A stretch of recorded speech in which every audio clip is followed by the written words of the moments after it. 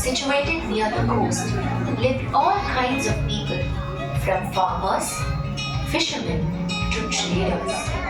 They had many fields, boats, and shops among the many houses. And in the same state, same district, same village, same street, but different houses, lived three young children called Madhav, whose family lived on a farm, Mumtaz, whose family owned a hardware shop, and Michael, whose family were fishermen. They had lived together since their birth, their families for generations. Everything was well, but there was one tiny problem. The village got flooded from heavy monsoon rains year after year. So much so, the villagers considered changing its name from Manur to Floodur.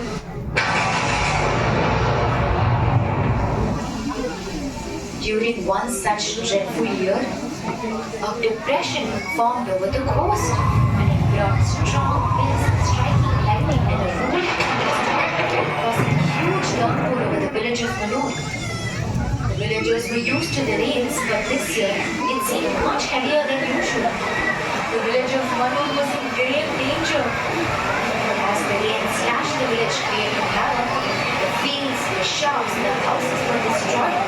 Even the boats broke into pieces and couldn't be used to save the people. The villagers lost not just their belongings, but also their relatives and friends. And with them, the happy memories. The depression in the sky had now creeped into the hearts of the people as they grieved the losses caused by this disaster. Each one thought they had it the worst. The farmers that destroyed crops, the fishermen that destroyed boats, and the traders that destroyed shops with all those equipments. Water everywhere with no time to blink. Tempers grew, water everywhere, and all refused to think. This affected the people of the village so much that they stopped being friendly with each other.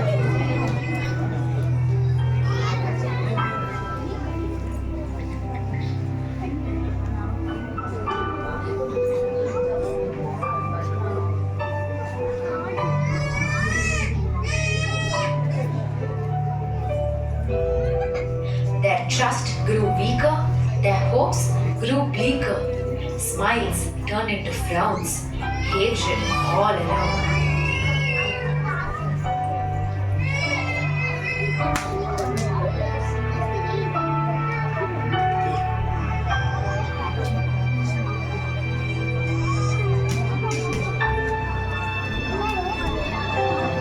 As the charm of Manu disintegrated.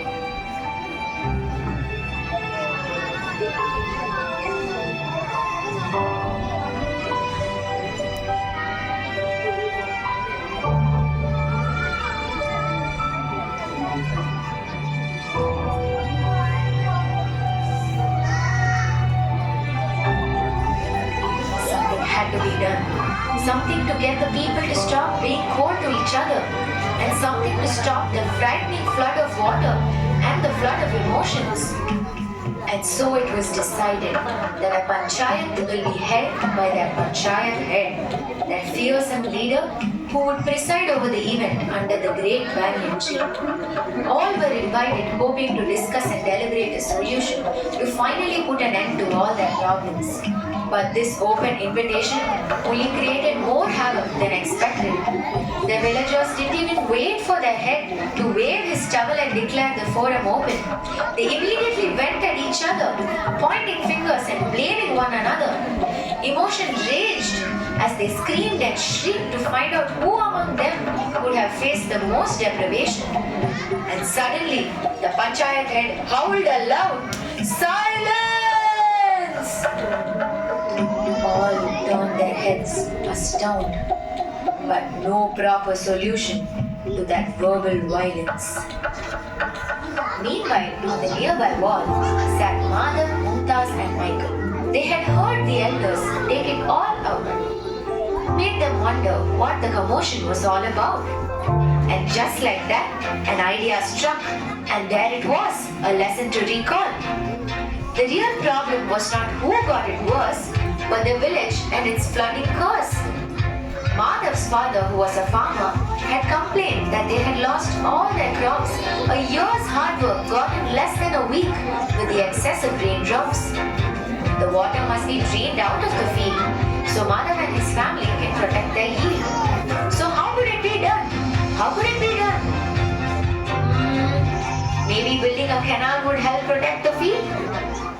Mumtaz did not seem too happy with this plan though. She felt the canal could drain the water from the field, but what if the rains were so much heavier and flooded the canals itself? Then what could be done? Then maybe sandbags can be kept on the side of the canal to prevent the water from overflowing? Michael did not seem too happy with this plan though.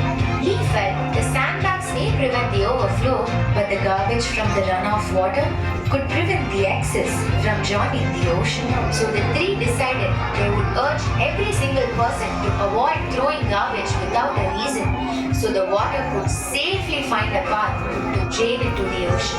So they stood in the middle of the village and then declared that all in the village must put their strengths together if they truly wanted to beat the weather. And finally, everyone understood it was their attitudes that prevented them from coming to a solution, and they came to a decision that they must come together, that every drop of water in the flood being from the very same flesh and blood. No matter their names or their jobs, they had to stay together to protect their village from any more storms. And though the village was threatened by the waters, the great legendary Manu was saved by his thoughtful sons and daughters.